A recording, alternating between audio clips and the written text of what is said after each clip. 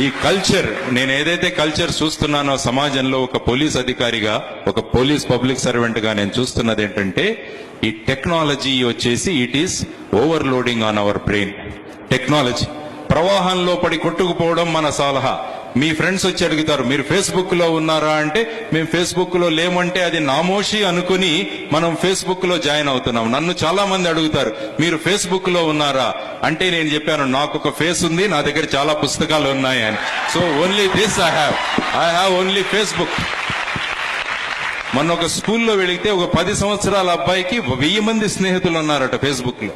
ఆ అబ్బాయిని అడిగాను, ఏం చేస్తావు నువ్వు, ఎంత సమయాన్ని నువ్వు వెచ్చిస్తావంటే, రోజుకు 2 గంటల సమయాన్ని నేను ఫేస్బుక్ లో.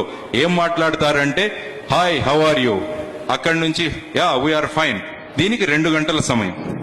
నేను ఆ అబ్బాయికి చెప్పాను, నువ్వు ఒక మెసేజ్ పంపించు, నేను 50,000 రూపాయల ఫీజు కట్టాలి, మిత్రులారా ప్రతి ఒక్కరూ 500 రూపాయలు నా బ్యాంక్ అకౌంట్ కు పంపించండి అని మీ ఫేస్బుక్ లో ఒకటి పంపించండి. ఒక్క మిత్రుడు కూడా మీకు రిప్లై ఇవ్వడు. అందుకనే నేను చెప్పేది ఏంటంటే, 1000 మంది ఫేస్బుక్ మిత్రుల కన్నా మీ ఫేస్ ను ఒక బుక్ గా చదవగలిగే 4 మిత్రులను సంపాదించండి చాలు. That should be your life. That is your life. ఎందుకండి ఇంతమంది 1000 మంది మిత్రులు ఎందుకు మనకు? అనవసరం. ముఖ్యంగా అమ్మా, ఈ ఫేస్బుక్ లో అవతల వాడు ఆడ మగ ఇది కూడా తెలియదు మనకు. Because it is a faceless book. It is, even though it is called Facebook, it is a faceless book. పెద్దవాడిగా మీకు నేను ఇస్తున్న సలహా, వీటిని వదిలేసేయండి మా. ఈ టెక్నాలజీలో లేకుంటే మనకేమీ ఒరిగేది కాదు. అందుకంటే ఆల్బర్ట్ ఐన్స్టీన్ చెప్పారు, ఈ టెక్నాలజీ ఎంత పెరిగిపోయిందంటే మనం ఒకరితో మాట్లాడుకోవాలన్నా కూడా మనం మాట్లాడుకోవట్లేదు. అది కూడా మనం త్రూ ఈమెయిల్స్, త్రూ ఫేస్బుక్ లో మాట్లాడుకుంటున్నాం.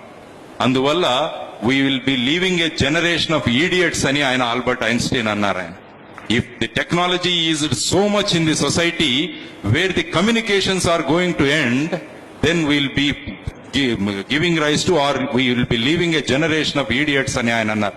టెక్నాలజీ ఎంత కావాలో అంతే వాడుకోండి. మంచి పుస్తకాలు చదవడం మొదలు పెట్టండి. ఈ టెక్నాలజీలో పడిపోయి మీరు చదవడం మర్చిపోయాం. మనం ఈ మధ్య చదవడం మర్చిపోయాం. ప్రతిదీ మన కంప్యూటర్లో లోడ్ చేసుకుంటున్నాం కానీ మనం చదవట్లేదు. యూట్యూబ్ లో చూడడం, అది మనం పెట్టుకోవడం, కానీ విషయాలను ఆచరణలో పెట్టడం చాలా ముఖ్యం. విషయం జ్ఞానం ఉన్నంత మాత్రాన ఉపయోగం లేదు. జ్ఞానాన్ని ఎప్పుడైతే మనం ఆచరణలో తీసుకొస్తామో అప్పుడే దానికి సార్థకత వస్తుంది. అందువల్ల don't depend so much on technology.